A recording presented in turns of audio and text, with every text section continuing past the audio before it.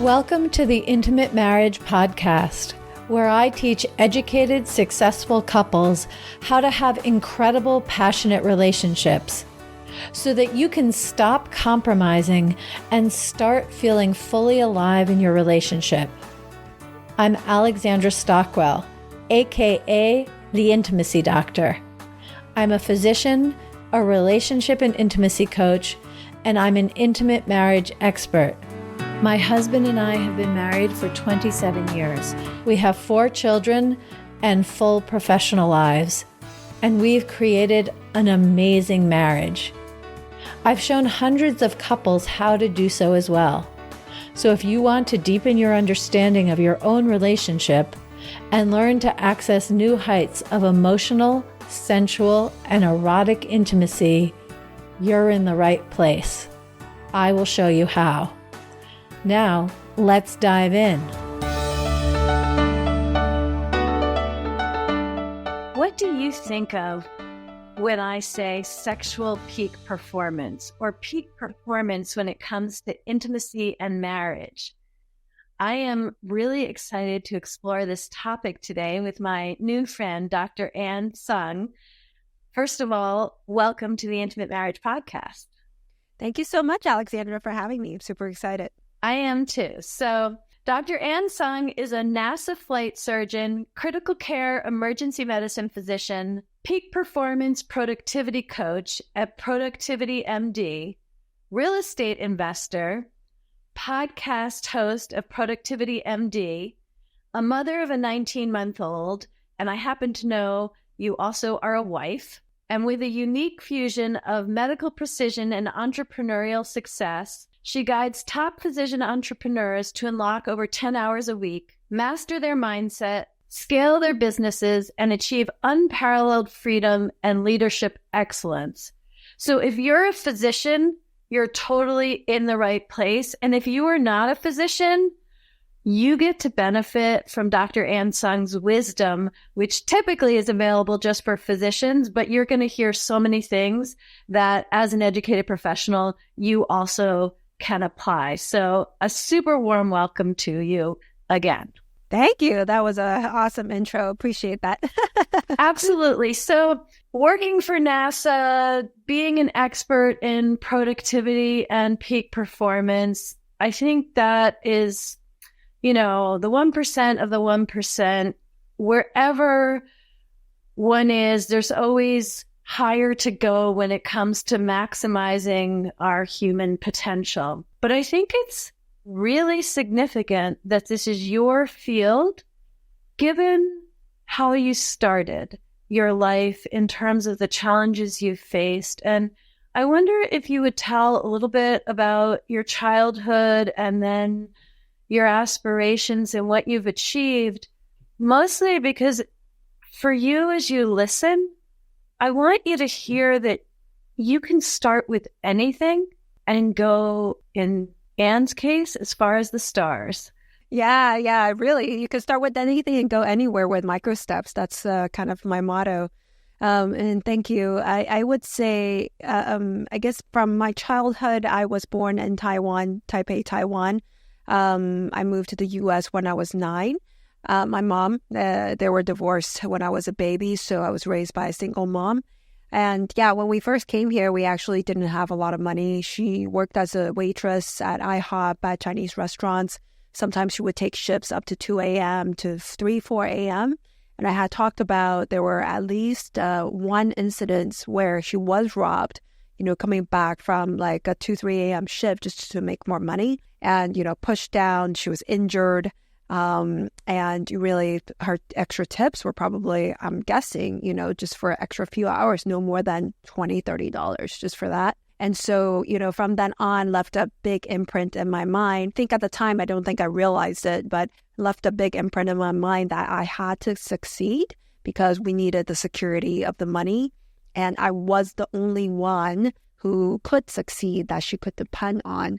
So with her working as a waitress, we didn't have a lot of money at the time. So we always stayed at 1-bedroom apartments. We shared a bed together.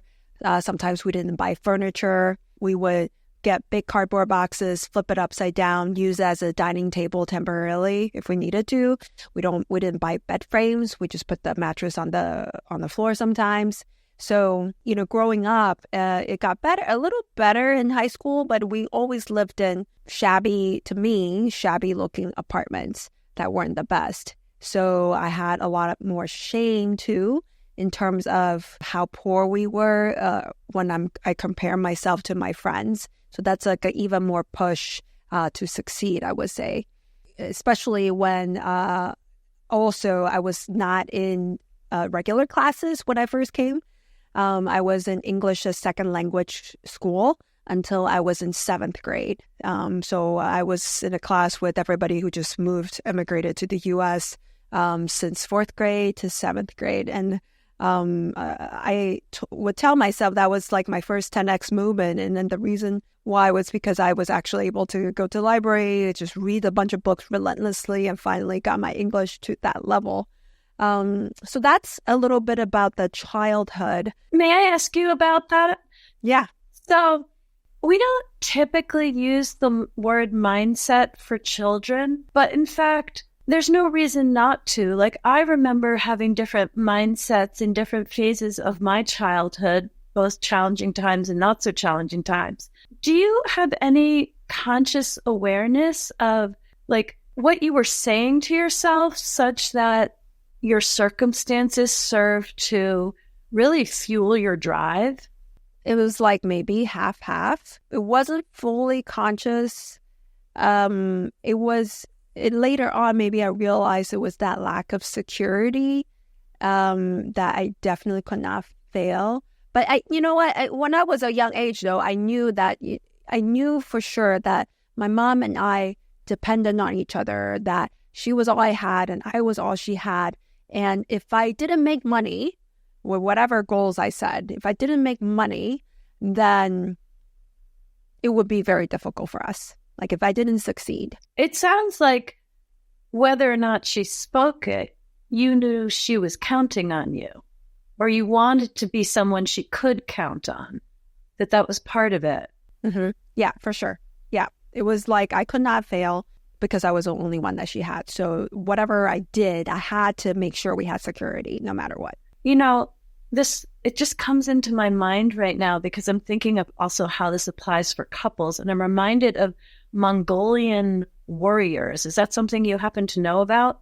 I've been to Mongolia. Okay, well, that's amazing. I have not. I know it's a really special place, and I don't know how long, like in what century this was true, but there's a Mongolian tradition that the warriors would fight with their women and children behind the army so that they gave it all they had, because if they lost, if they had to retreat, if they dispersed, if they in any way surrendered to the enemy, everything that was dear to them was on the line because the women and children were right there. And even though you're not describing a warrior attitude, it just made me think of it, how motivating that is when you're really clear who's counting on you and how devoted you are to everyone's success for their sake and your own. Okay, well, anything you want to say before I ask my next question? No, I think that's a great, history. And yeah, if you're cut off from all of your resources, if you really have no backup, it's very similar to, a lot of people wanting to find their why. You find your why when you reach that emotional threshold and you get committed. You almost cut yourself off from comfort in a way, then you will achieve whatever you set your mind to it, because you have to, because you cut off your lifeline essentially. Yeah, and I do very rarely in specific circumstances make exceptions, but by and large, I coach couples who are committed to one another and committed to the relationship, because when that is the case, the most incredible transformation and magic can happen. But if that commitment isn't there, then the motivation is not what it is when the commitment is there. So yeah, just thank you for presencing that through sharing your story. So clearly you were motivated and you achieved. So did you know you wanted to be a flight surgeon from the get-go? Is that always been I don't know how old you were when you learned what a flight surgeon was, but I know you grew up in Houston, so NASA was an inspiration from early on, right? Yeah. I would say I got interested in space around 4 or 5 years old when my mom bought me a whole volume of encyclopedias, and I learned about planets, space, astronauts, how they lived. So then fast forward 9 years old, we would visit Johnson Space Center, and that was awesome as well. And then when I was 19, that's when I set the goal to myself. I looked up the requirements of working for NASA. You need an advanced degree. And so I already knew I wanted to go for medical school. So I told myself no matter which specialty I end up going into, eventually I was going to work for NASA. And then third year med school, I was studying, and I decided to distract myself by Googling space doctor. And that's when I found out about the University of Texas, Galveston, Aerospace Medicine Fellowship. It's a 2-year fellowship. You get a master in public health with it. And that's when I started diving. I contacted them, dove into the mentors, the clerkship, the NASA research clerkship. There's a aerospace medicine short course, a rotation to do as a 4th-year medical student. And so I knew I wanted to get there. To do that, you want to be a good physician first. So I did my ER residency. I felt like I wanted to learn more about upstairs care. So I did my critical care fellowship after. And then I also, because of influence by Tim Ferriss, the 4-hour work week in this case, I took my first mini retirement with my then boyfriend, now husband.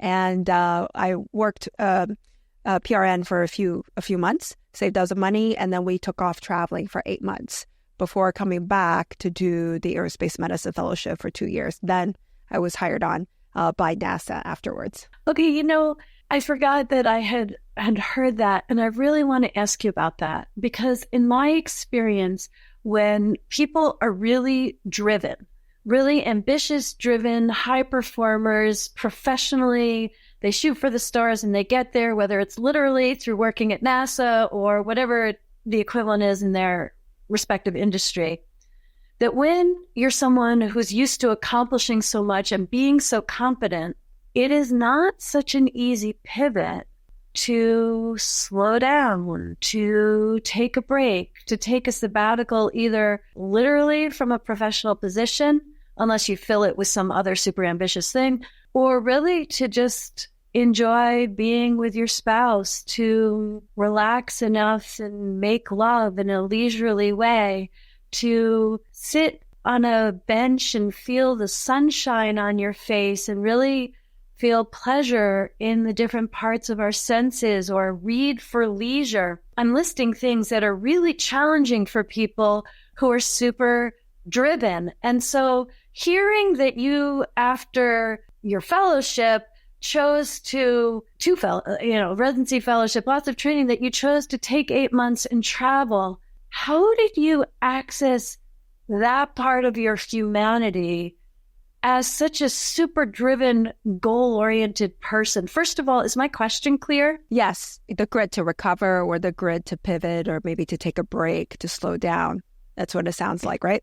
Exactly. To just be satisfied with being well in whatever country you're in, and not having, I guess I don't know exactly how you traveled, but if you traveled for 8 months, I'm guessing that every single day you didn't have like a well-researched planned itinerary and a whole to-do list. For anyone who's not watching and is shaking her head, no, like it just feels like you traveled for fun and pleasure and spontaneity and adventurous gratification. And so that whole mindset is really, in my experience with my clients and personally, challenging to cultivate when you're really driven towards a particular accomplishment, destination, that becomes like a way of life. And it's sort of disorienting to, like, I think this happens it happened to me when I was pregnant with my first child. And I remember calculating, like, I must have encountered typically 70 or 80 new people every single day as a third-year medical student. And I took a year off between third and fourth years. And suddenly I was home by myself for a few months before my daughter was born. And it's like, it took me all day to grocery shop, clean up, do the laundry, things that I had done easily while also working 90 hours a week. And it was just really hard to just like relax and not just distract myself with my to-do list. So anyway, how did you manage? What did you tell yourself? I don't even know precisely how else to refine the question for you, but you chose to access a part of yourself that could well have been dormant until you retired. Yeah, that was a great question because it was a huge struggle for me at the time because I was like thinking the cost, what if I didn't go from first fellowship to second fellowship, right away, then maybe they would question my year off and actually not get into the aerospace medicine fellowship, which was my path to NASA. So that was like a big risk and big fear, a huge cost if that happened.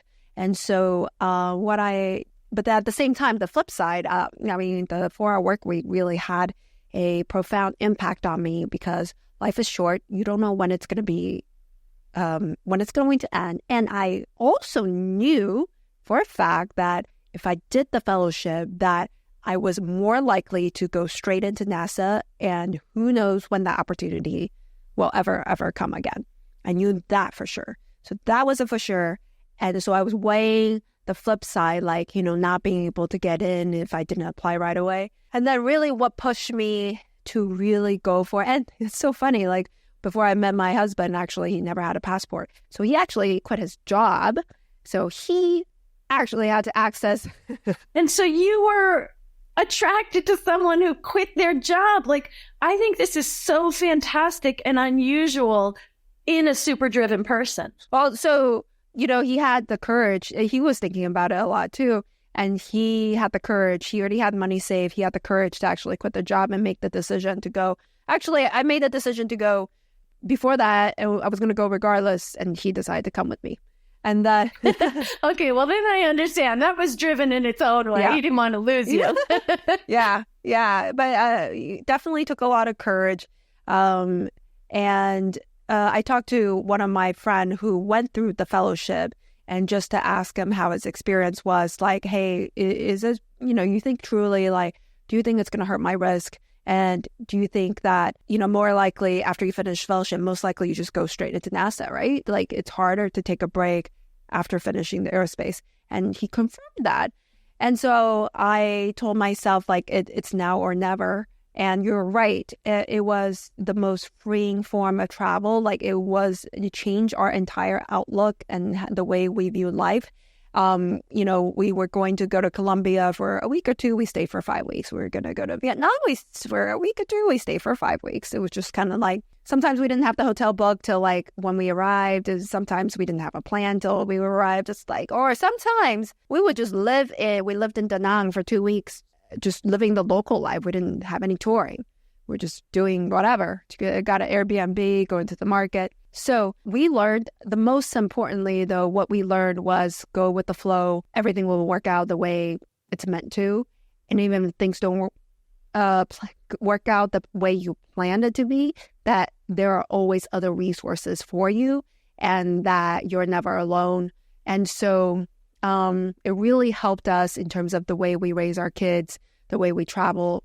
One kid, the other one's in utero. But it will affect us when we have 2 kids, I think. And that's how we were able to take our 10-week-old on a hike where we took him on in 4 or 5 states within the first year and took him to Taiwan, to Japan when he turned one, like 14 months or something.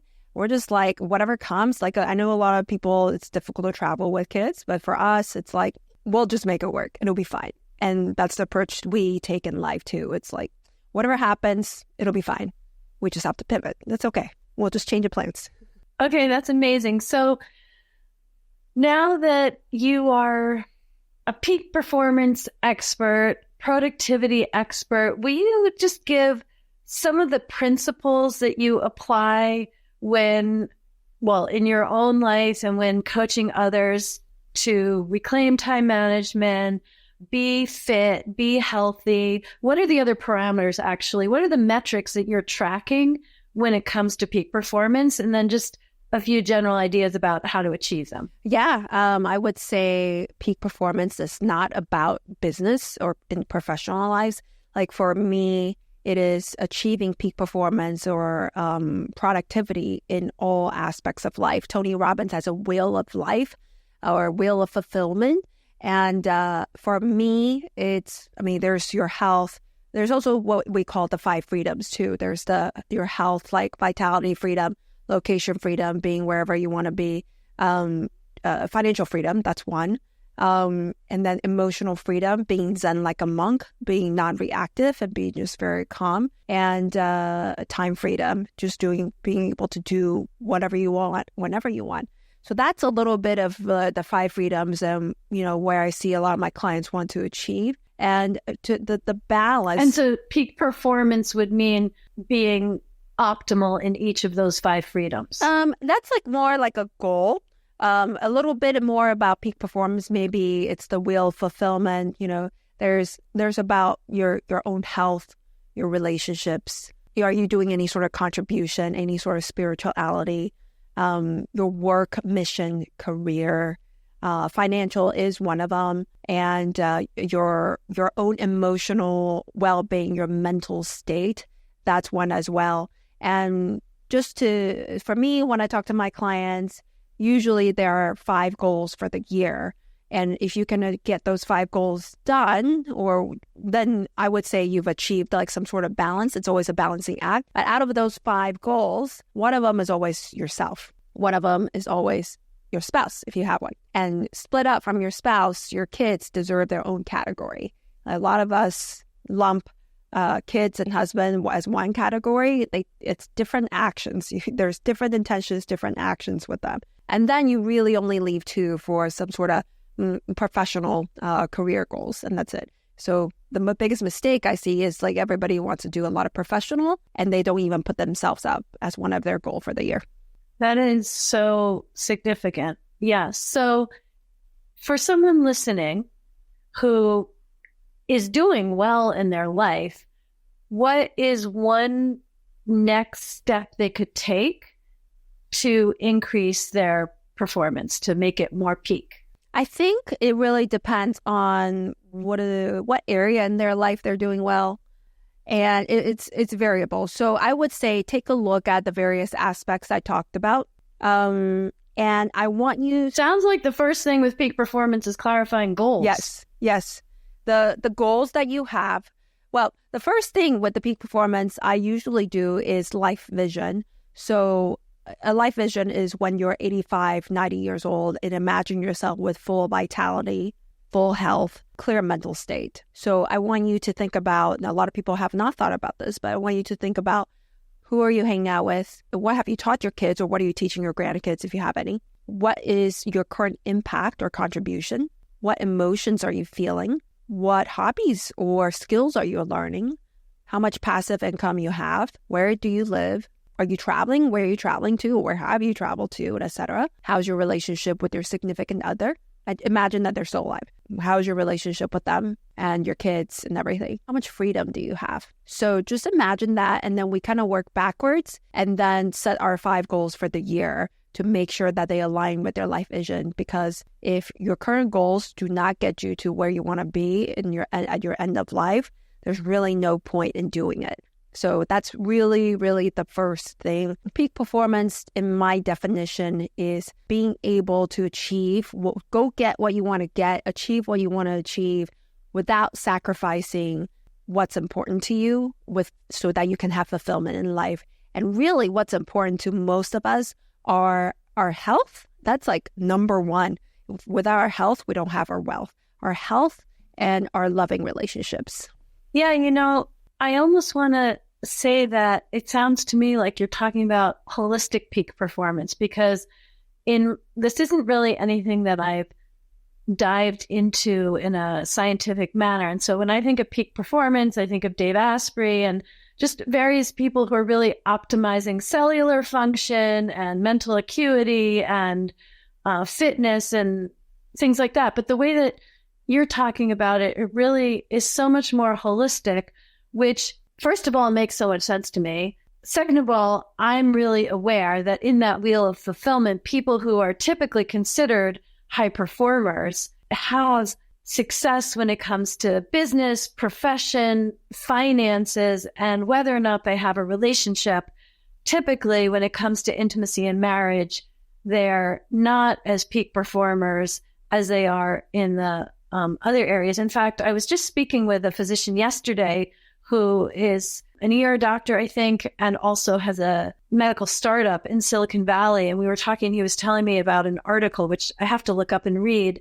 I just heard about it yesterday, that Silicon Valley, where there are so many peak performers, high performing people who care a great deal about fitness and smarts and using the latest technological and scientific advances, that it's the loneliest place on the planet. And I feel like anyone listening to this podcast, you're interested in connection, intimacy, sex, high performance in these other realms of relationship to self, relationship to partner. It also impacts relationship to children, but really starts with relationship to self and relationship to partner. It's why, I always say when it's relevant, if you're listening in order for your spouse to get fixed, please pivot your attention and look at what you can do for yourself, in yourself, with yourself, for the relationship. That's what's going to be so effective. So with that as a segue, let's talk in more detail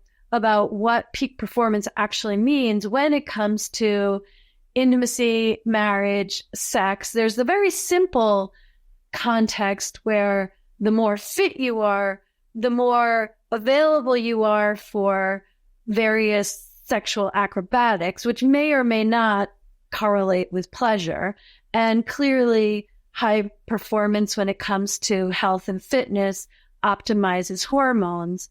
But let's really talk, well, how do you think about peak performance, either, in the realm of intimacy and marriage? Let's build it together. Yeah. And backing up a little bit, I think in order to achieve peak performance in intimacy and marriage, it is so true to have peak performance within yourself. And you talked about mental, you talked about physical. At the same time, it's emotional as well.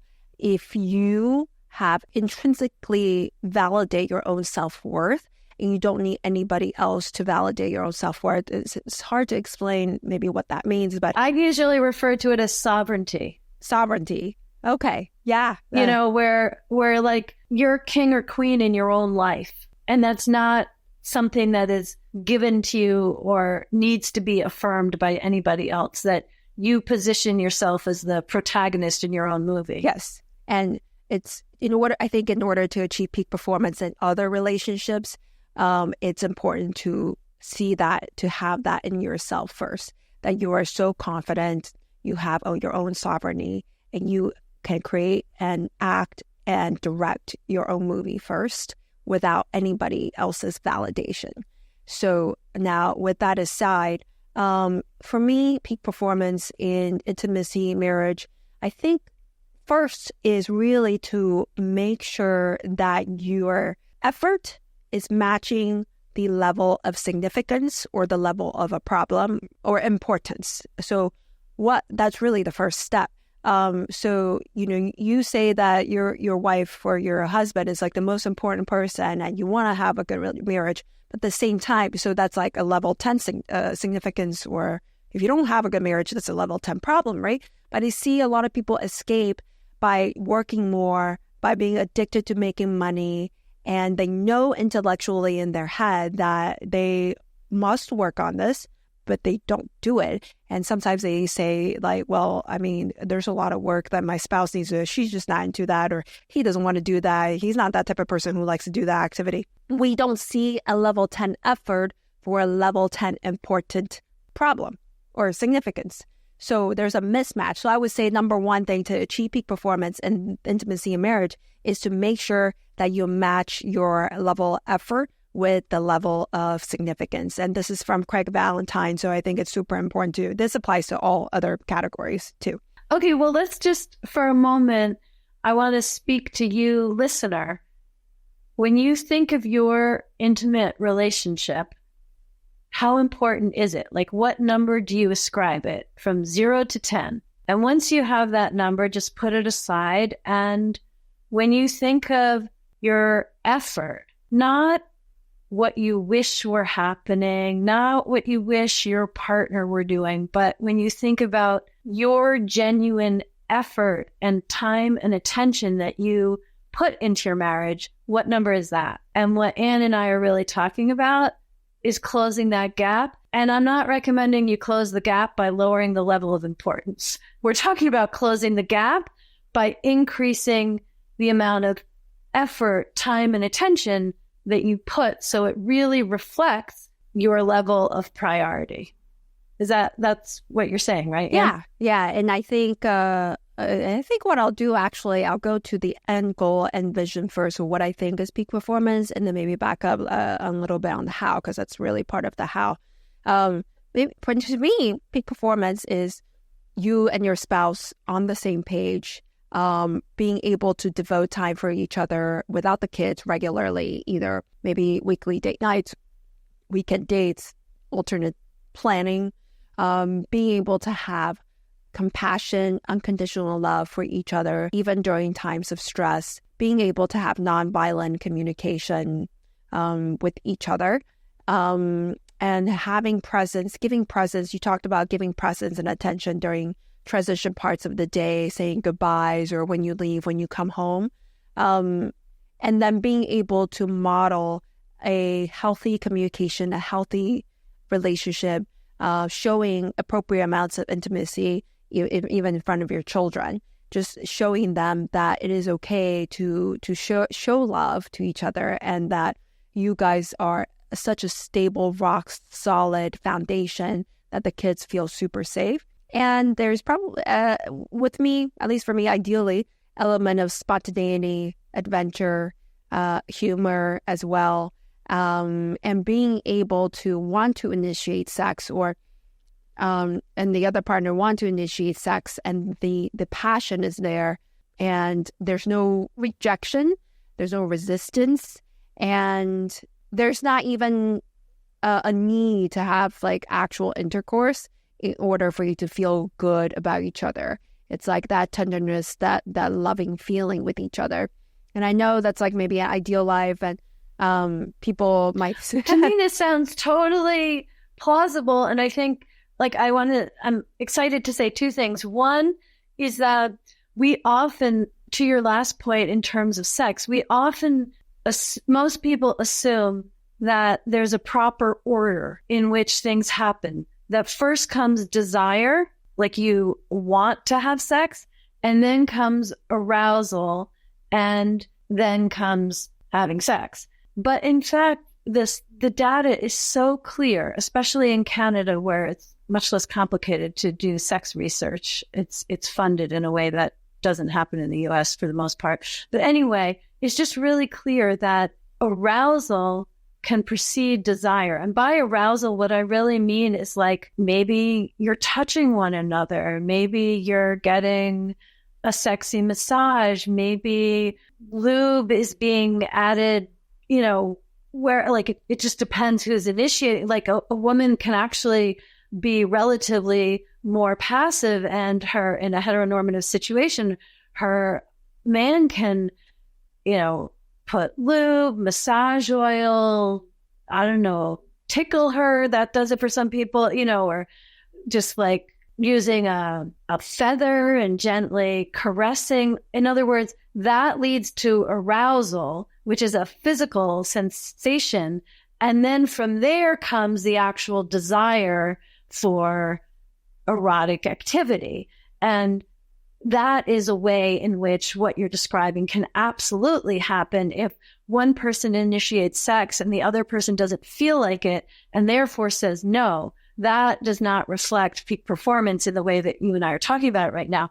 But if one person initiates and the other person says, well, okay, let's arouse me. And then the desire comes and then the sex comes, that would really reflect peak performance in intimacy. And I'm saying it so casually because there are plenty of other episodes where I talk about exactly how to do that. But I think this principle stands on its own so beautifully. And the other thing that I was hearing in what you were saying, and it's also what I was thinking, and it ties into what you said about performance in general, that I think when it comes to peak performance with regard to intimacy and marriage and sex, it's really about how fulfilled you feel. So I'm making this up on the spot, but what I want to say is, for you who were listening and actually thought about how important is your intimate relationship, and you have your number, and then you have your number for how much effort, how much time and attention do you give it, I'm going to add that a third metric that's super important is how fulfilled do you feel in your relationship? And it's having those. In fact, I just want to take a moment, because if you're doing this, think like what number comes into your head for how fulfilled you feel in your relationship. And then it's a matter of aligning the importance and the fulfillment. And the way to do that is to have the effort number aligned as well. But I wanted to bring in fulfillment because I think then that is a way to understand how you can have a marriage which is performing at its peak. And it doesn't mean you're having the most remarkable sex twice a day. No, it can be because you look at one another and you just are so fulfilled to be sharing this life together. And fulfillment includes taking your clothes off and touching one another and being naked, for sure.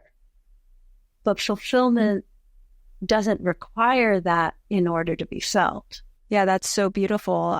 Fulfillment could be you feel heard, you feel seen by your spouse when you're having a tough day, or fulfillment maybe to be sometimes today would have been my spouse cooked. I was at a meeting all day, so I'm 37 weeks pregnant, so he cooked, chopped all the veggies, cooked, brought it up to my desk so that I could eat, because otherwise I wasn't going to be able to eat until nighttime. So it's something super simple. Yes, absolutely. And not at 37 weeks, but in other contexts, fulfillment could be just getting pounded.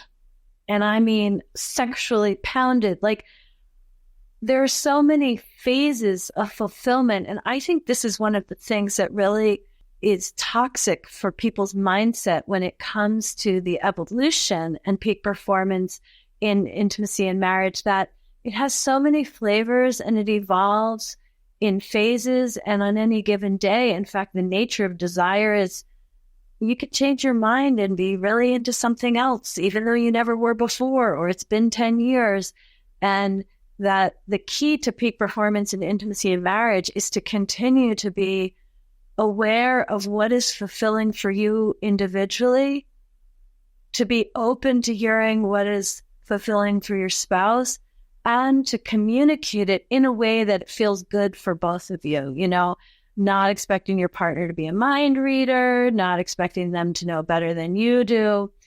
That this really, to me, ties into how, like, the language I'm usually using is that emotional intimacy is a prerequisite for sensual intimacy, erotic and sexual intimacy. And I feel like fulfillment really is an umbrella term for all those different flavors of intimacy and passion. And it's how, you know, yes, peak performance in intimacy and marriage when you're 37 weeks means the devotional, loving act of cooking dinner and having it for you. And give it 6 months, maybe that means something very different. Yeah. And I think it really goes full circle what we talked about really in holistic peak performance. Just like you said, is about having peak performance, but with fulfillment at the same time, because otherwise it really doesn't matter. And another thing that I think about is really when you commit. You talked about when couples commit, the magic happens. And when people know intellectually what should be done, but doesn't do it. So versus like, when the circumstance actually comes, versus like you are committed, you're going to change, like you're crossing over that line to be that different person. You will never, ever let anyone come across in your non-negotiable with your spouse. You will never let work or anyone schedule anything into your calendar of your date night or your date weekend, whatever it is. Or like you will never take an extra shift just to make extra money, and then have a cut into your sleep. And then the next day you're not able to plan your intimacy time or no energy for your intimacy time and things like that. So I've seen that, and I think there is a difference there. Either you're super committed and that this is a strict non-negotiable, versus, okay, I want to help, and so I'm going to take this extra shift, and so my sleep and my energy is ruined for the next 3 days. Yeah, and the context in which taking the extra shift could work is if the two of you have a conversation and together you choose your priorities. It's like it's happening within the marriage instead of independently making a decision and then letting your spouse know you won't be home until tomorrow morning. But, it's always much easier to talk about taking action and being committed than to actually do it, unless it's something that we've already achieved. But then that's not what we're talking about. We're talking about how to improve peak performance, how to grow in the areas where our fulfillment falls short. So I want to be your client right now. We'll do a role play. Although let me think if I can, you know what? I'll make it perfectly realistic. It's not a role play. It's me genuinely. Okay. So let's say it's tonight and we finish this and I'm super energized and I'm inspired. And so I want to write a number of emails to my list and social media posts because I just feel like so inspired, so lit up by what we've been speaking about today. And it's, I'm in California, so it's later than it is for you, but it's 6:30. But let's say, I'm just on fire and suddenly it's 11:30 p.m. And as it is, my husband and I have an agreement that at 9 p.m., unless there's occasionally there's things that arise, but for the most part, every night at 9 p.m., either I go find him or he comes to find me, whoever does it first. But I've just worked straight through that, or I'm at risk of doing that. How would you coach me about that? So I would say that, so you're working through that because you're excited and you're doing blog posts and you're doing social media posts. Is that what you're doing? Yeah. And in a way, it doesn't even matter what work I'm doing. I'm just thinking to make this real for me. Like I'm so stimulated by this conversation. I can see being lit up and just creating a lot of content because I could also quite frankly see being super stimulated by this conversation and going and finding my husband and just thoroughly enjoying him. Like there's a choice. It could go either way, but I want the coaching to be relevant for people listening who maybe are a little stumped on this. So let's say it's that I'm choosing to work because I'm just so inspired. Yeah, absolutely. I think the first thing I would do, there's other times where I'm like that too. The first thing I usually do is I just write it down. I write down what's pending. Because a lot of times you're inspired, you want to get it done because you don't want to forget those ideas in your head. And so you can do an audio message of all the ideas that's coming up in your head. Also, what I do is I write my top 3 priorities for the next day, the night before. So if there's like 1, 2, 3 things that you want to for sure get done, I would literally write it in order. Tomorrow, blog posts, create social media posts, etc., contact this person, etc., and then be done. Have everything pulled up, ready to go on your laptop so that in the morning, it's ready to go. And just think that, the time with your husband, you will never be able to buy it back. Same thing with your kids too. And if you're doing this because, and you're distracted while your kids are awake. The time with your husband, the time with your kids, you will never be able to buy it back. And if that's your connection time and you give it up, that is gone. But the time that you do your work, you have a choice of when to actually do it. So the cost is it worth doing the work now and sacrifice face-to-face time with somebody you love? essentially. So do you have, I mean, I'm sure you already really lived this, but again, let's say you're coaching me.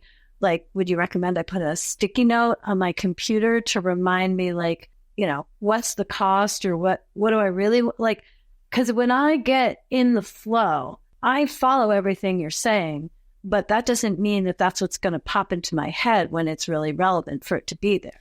Yeah, I would have a cutoff time or a shut-off time for yourself every single day, or a non-negotiable time block, like say on your calendar, say husband time. If it's your husband time is 9 to 11 or 8:30 to whatever, like put it in your calendar. Like for me, I don't put it because I know like that's kind of like my time block. Like nothing gets scheduled between like 5 to 7:30 typically for me, because that's like family time for me. But if you must, you put it on your time block in your calendar, have reminders on your laptop if you need to, 15 minutes before. You can name it like something fun, like this is like, I don't know, adventure time, sexy time, whatever, connection time, whatever. But actually, when I do this, I always, in Google Calendar, I choose to make it the red color, because you can color code anything that's red. It's me and my husband. Yeah. The color of passion. Yes. So I just see that color, and that's what actually does it for me. Yeah. And then if you look at your calendar, you see that line is going down towards your red calendar, and it's time to cut it off and have a shutdown routine. So I would say, initially put on your calendar so that it's not a blank space that you can just run over, essentially. Okay, I really appreciate that. And I'm reminded of something you said at the very beginning of our conversation, which is that, I'm not quoting you verbatim, but basically the idea that small steps move you towards your goal. And I feel like you have broken this down in such a great way, because when it comes to what we're calling now peak performance in intimacy and marriage, but really just nurturing your relationship, it can be sort of either you're doing it or you're not. It can get into a whole emotional, analytical tailspin. And I really think as you listen, there's a very clear invitation here. Just skip all that internal drama and just pick the small steps that move you in the direction you want to go. So in the case of the example we were using, it's shut down, write down what you need to, and then stop working and go be with the person you love. And you had given me an awesome suggestion too. Just pay attention, having presence and attention in the transition moments. That doesn't really take any time. When he gave the food to me and just left, I was like, wait, come back. And then I was like, wait, this is a transition moment. We don't have to do anything. It was like, I gave him a kiss, we hugged. I was like, okay, good go.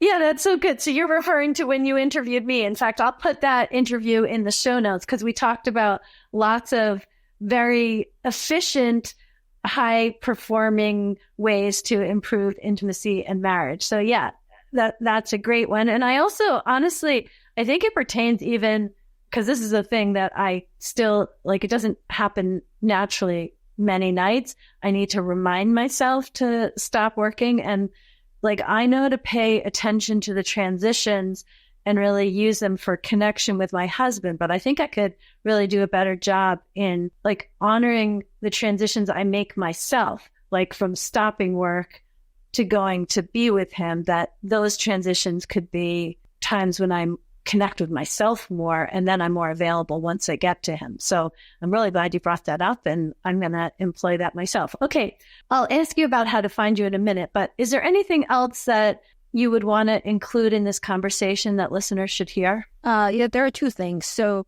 one thing I've also heard as a tactic was to literally have different hats.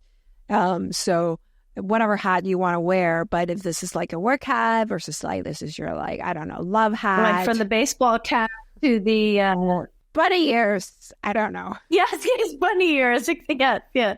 Okay, that's awesome to help remind. Yeah, so you're wearing a different hat now. It's time to shut this down and then just wear a different hat.